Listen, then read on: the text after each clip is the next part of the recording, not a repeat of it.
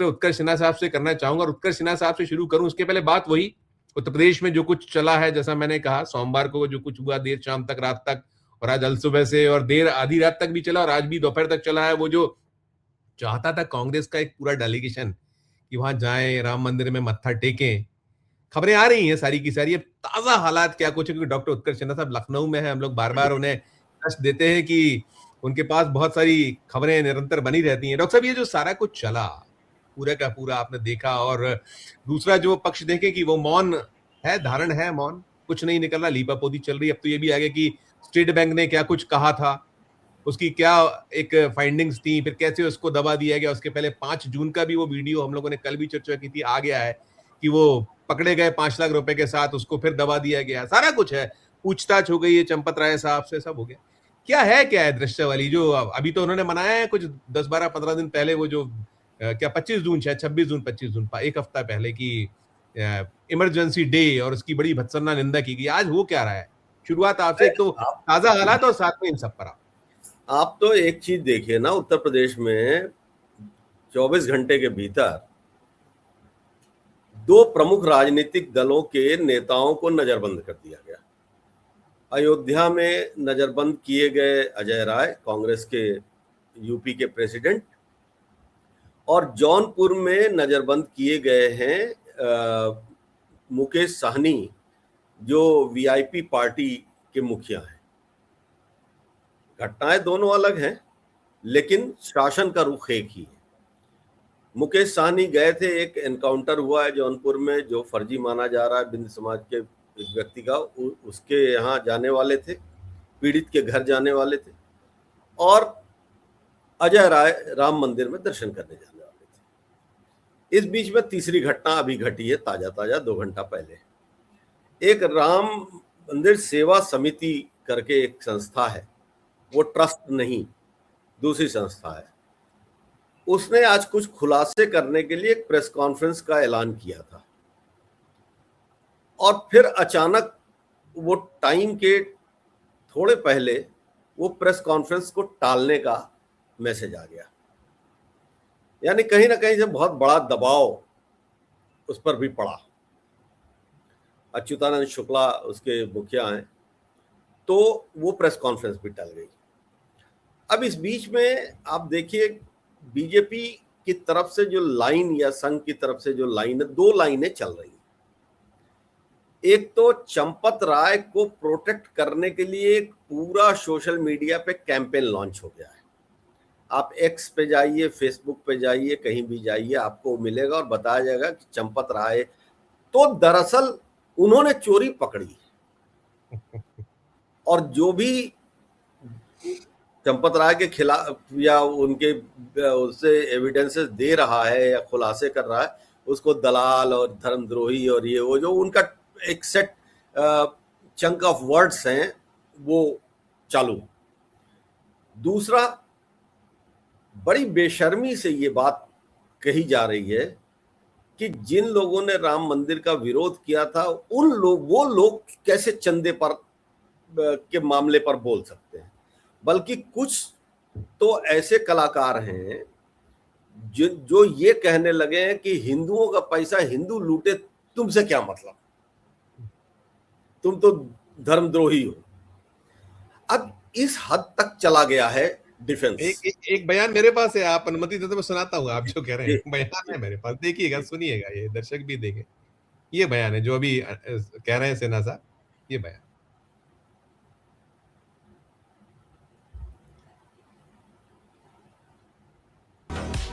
हिंदू का पैसा अगर किसी हिंदू ने ले भी लिया, भाई तुम लोगों को क्यों मिर्ची लग रही है? तुम लोगों ने, जितनों ने भी ये आवाज उठाई है, मैं उनसे ये पूछना चाहता हूं कि उन्होंने राम मंदिर में जाकर के कितना चंदा दिया, कितने आभूषण चढ़ाए राम जी को?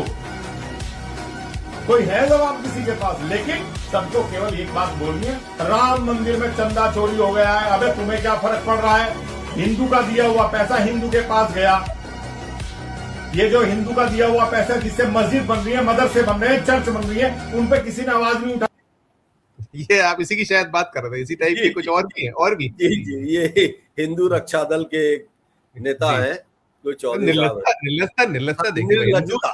हिंदू रक्षा दल, उसके ये नेता साहब हैं, और वो कैसे अच्छा, कह रहे ये सब मुझे ये सब नहीं समझ में आता है संजीव सर, कि ये सब कौन सा अफीम पिए रहते हैं। यही हिंदू हैं।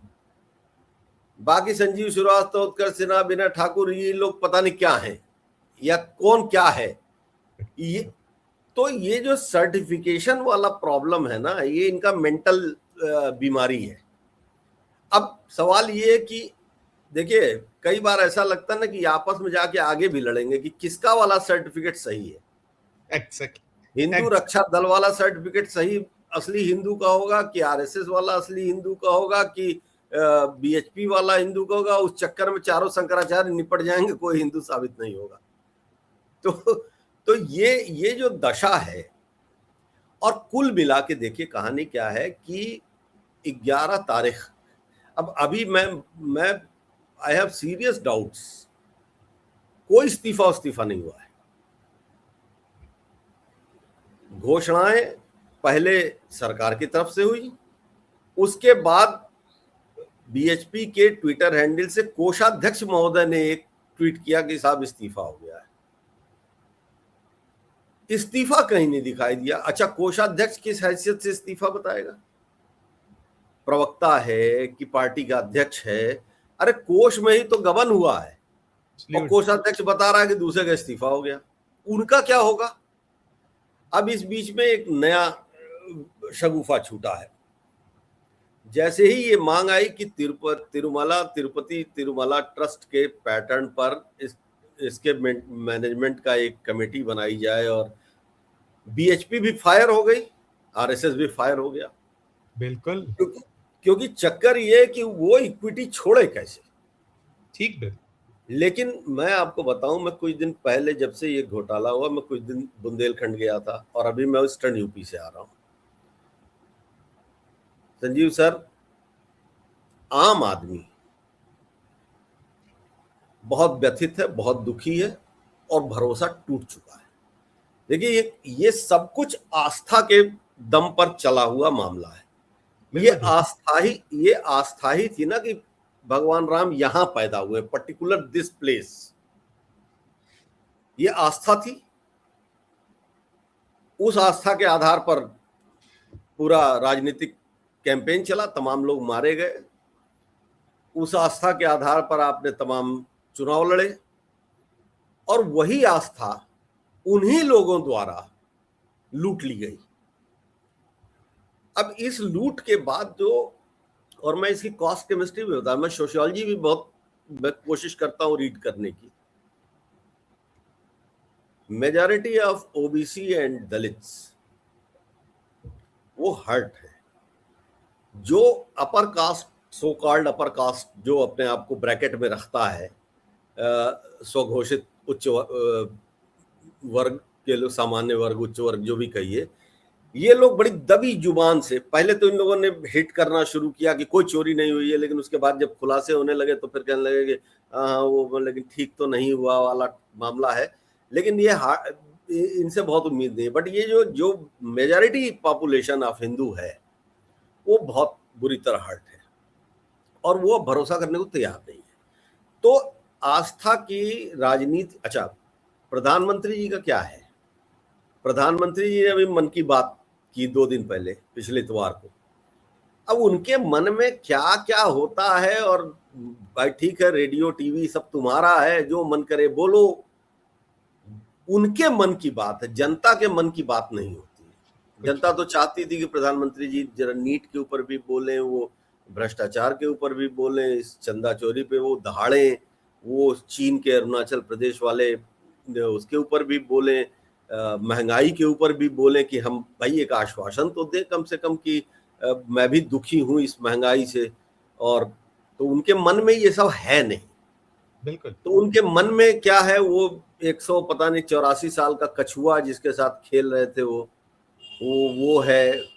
सेशल्स एक ऐसा देश है, बड़ा इंटरेस्टिंग फैक्ट है, हमारे दर्शकों को जान लेना चाहिए, जिसकी कुल आबादी जो है 5 लाख है। 5 लाख भी नहीं है, शायद 1.5 या 2 लाख है। और जितनी आबादी है उससे ज्यादा शेल कंपनियां वहां रजिस्टर हैं, और भारतीय तो वहां पर 10,000 भी नहीं है, तो क्या करने गए थे भाई? कौन सा स्ट्रेटजी था वहां? अब शेल कंपनीज को के साथ कुछ करने गए हो तो हमें मालूम नहीं। 50 साल का कुछ करार करके आए, 50 साल तक तो चलेगा वो। ठीक है, मतलब अब वो आपू टापू पे करते रहे, लेकिन जी। बात ये है कि अच्छा, अब 2047 का विजन देखिए। जब मैं मैं डॉक्टर साहब, सुनता हूँ, मैं उस पे आता हूँ। मुझे तो आप उस पे देखिए, ये बयान, ये भी बयान, हम ये भी बयान सुनते, देखिए ये सुनिएगा, मेरे को ये भी एंगल आपसे, इस पे भी कुछ आपके विचार चाहिए। इसमें गलती हो गई, उस ट्रस्ट में एक मुसलमान को तुम मेंबर बना लेते। अगर ट्रस्ट में गलती हो गई, उस ट्रस्ट में एक मुसलमान को तुम मेंबर बना लेते, और बाद में जब ये घोटाला सामने आया तुम उस मुसलमान को ले जाकर एनकाउंटर कर देते, बुलडोजर से उसका घर तोड़ देते, केस क्लोज्ड। चंपक तो मजे में है, चंपक अभी पूरे चंपक मजे में है। आप बताइए क्या हो रहा है, ये क्या हो रहा है बताइए आप। किसका घर नहीं तोड़ा जा रहा है? जिनको गिरफ्तार किया गया उनको पुलिस कस्टडी भी नहीं ली जाती। अब शायद आज के बाद, मेरे बोलने के बाद, शायद कल पुलिस कस्टडी ले लेंगे। बताओ आज क्या हो रहा है उत्तर प्रदेश में। मेरे डॉक्टर साहब, ये बात तो सही है कि क्या हो रहा है उत्तर प्रदेश में। और मैंने दूसरा जो कहा कि देखिए ये आ गया, ये जो एंगल है बड़ा मुफीद लग रहा है, भारतीय जनता पार्टी बड़ी नहीं, चाह रही है। और इसके साथ साथ मुझे ये भी पूछना है आपसे कि देखिए वास्तव में बुलडोजर कितना चला है 9 साल में, आपसे कोई बेहतर जानता नहीं है। कितने घर तोड़े गए, कितने एनकाउंटर हुए, कितनी एसआईटियां बैठाई गई, वो क्या निकलता है? वो आप एंगल तो है, मिल गया है। अब आप देखिए, एसआईटी की जहां तक बात है, प्रयागराज में जो भगदड़ हुई थी 2 साल पहले, उस पर भी एसआईटी बैठी हुई है। आज तक उसका पता नहीं है, उसकी रिपोर्ट का। और ये एसआईटी बैठी बिफोर एफआईआर, विदाउट एफआईआर, और इसने रिपोर्ट भी दे दिया प्रिलिमिनरी, है ना। बुलडोजर चलता है, सिलेक्टिव चलता है, एनकाउंटर होते हैं, उसकी भी अपनी एक कॉस्ट केमिस्ट्री है। तो ये जो ओवैसी साहब कह रहे थे ना, एक तरीके से बात इनकी सही कि ये अगर कहें कि भाई इत्तेफाक कहिए कि कोई मुसलमान नहीं था, वरना काम तो हो गया होता। लेकिन अब ओवैसी के बोलने दुर्भाग्य क्या है कि ये एक ऐसा इकोसिस्टम बना हुआ है कि ओवैसी जब बोलेंगे, अब बीजेपी के लिए कि मुसलमान बोल रहा है, बिल्कुल हो गया। बुलडोजर तो नहीं चलने का मौका मिला, लेकिन अब मुसलमान बोल रहा है, ये कहानी शुरू हो जाएगी। तो ठीक है, अब वो स्पेस। अब रह गया सवाल जिस पर मैं आ रहा हूं कि प्रधानमंत्री जी 11 तारीख को एक बैठक होने वाली है पीएमओ, इस ट्रस्ट वाले मामले पे, चोरी वाले मामले पे। और देखिए, इस्तीफा कोई नहीं होने वाला है। संघ का सिस्टम ही क्या है, कौन क्या है, ये तो खुद ही घोषित करना होता है ना। जब रजिस्ट्रेशन ही नहीं है तो कोई प्रोसीजर तो है नहीं। वो कह देंगे अब इनका प्रभार इधर हो गया, इनका प्रभार उधर हो गया, प्रभार बदल दिया, काम खत्म हो गया। अब इस ट्रस्ट के ऊपर कंट्रोल एक्चुअल किसका होगा? अगर आरएसएस का कंट्रोल इस पे से छूटता है तो आप समझ लीजिए, देखिए 2-3 चीजें बड़े इस बार मार्क करने वाली हैं अगले 1 हफ्ते में। अगर ट्रस्ट से आरएसएस का कंट्रोल ढीला होता दिखाई दे, और अगर केंद्रीय मंत्रिमंडल में जो संभावित फेरबदल है उसमें कुछ टिपिकल नाम निपट जाए, तो आप ये मान लीजिएगा कि बीजेपी 2.0 यानी मोदी शाह की बीजेपी ने संघ को की चोटी पकड़ ली है। मोदी 0.3 है सर, ये संघ के दबाव में मोदी बहुत सारे मंत्री जी, मोदी 0.3 है ये। हाँ 0.3 है, बट बीजेपी तो का तो नया वर्जन है ना। तो अब यहां पर मामला ये बैठने वाला है कि ये देखने की जरूरत है बहुत इत्मीनान से कि संघ की चुर्की कितनी तरीके से टाइट कर रहे हैं, कर पा रहे हैं कि नहीं कर पा रहे। ये एक टेस्ट है। अब नरेंद्र मोदी किस मामले में, सर देश के किस मामले में मोदी बोलते हैं, इस मामले में भी नहीं बोलेंगे। वो उनके लघु भगु सब अलग अलग। देखिए, एक कोई कहता था ना कि जैसे रावण के 10 सर थे, तो 10 सर जो 10 बात बोलने लगते थे, 10 मंत्र पढ़ने लगते थे, सामने वाला जो है बेचैन बौखला जाता था, क्या सुने।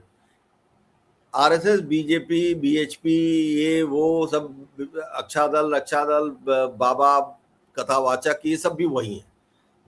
पक्ष भी मेरा, विपक्ष भी मेरा, तेरी जगह नहीं है। तो नरेंद्र मोदी से, अच्छा अभी देखिए, मैं ये भी मैं जरूर कहना चाहूंगा कि उत्तर प्रदेश की जो स्थिति है, हमारे मुख्यमंत्री जी ने क्या कहा। मुख्यमंत्री जी ने तो ये कहा कि इस पर कोई बात न करे, जिसके पास बात सबूत हो वो लाके सबूत पेश करे, वरना ठीक नहीं होगा। अरे बात भी नहीं करने दोगे यार तुम। हर आदमी सबूत लेके घूमता है क्या? जहां सबूत है उसका तो पता नहीं चल रहा सरकार को, या पता चला है तो सार्वजनिक नहीं कर रहे हो। पुलिस रिमांड ली नहीं, और अगर पॉइंट वाइज बात हो रही है तो धमका रहे हो आप। तो ये जो इमरजेंसी सर हो गई इतिहास। 1974 हम बैठे हैं 2026 में, तो सियापा आप कुछ भी कर लो, लेकिन कर आप उससे कई गुना ज्यादा रहे हो इमरजेंसी में। तो मैं आखिरी बात बोल के आगे वो कहता हूं, विनय सर और अजय शुक्ला सर आ गए हैं, अब उनसे बेहतर कौन बोलेगा। लेकिन इमरजेंसी का तो वो दौर था जब कम से कम एडिटर्स अखबारों का पन्ना सादा छोड़ दिया करते थे। ठीक बात। ये विक्रम राव साहब ने काला छोड़ा था। जी। तो और आज क्या है, आज तो तुमने मालिक से लेकर संपादक तक को चिंटू बना के रखा हुआ है। ठीक। और जो नहीं दबा है उसके ऊपर ईडी, सीबीआई, ये वो सब करते रहते हो। 4 PM उसमें से एक है, चैनल बंद करा देते हो, कुछ कर देते हो। तो इमरजेंसी तो मतलब अब किस इमरजेंसी है नहीं। एक्चुअली इमरजेंसी सरकार के लिए नहीं है, इस बार जनता के लिए इमरजेंसी हो गई है। पिछली बार सरकार ने इम्पोज की थी, इस बार जनता पर मतलब जनता कह रही है कि यार ये इमरजेंसी है, कुछ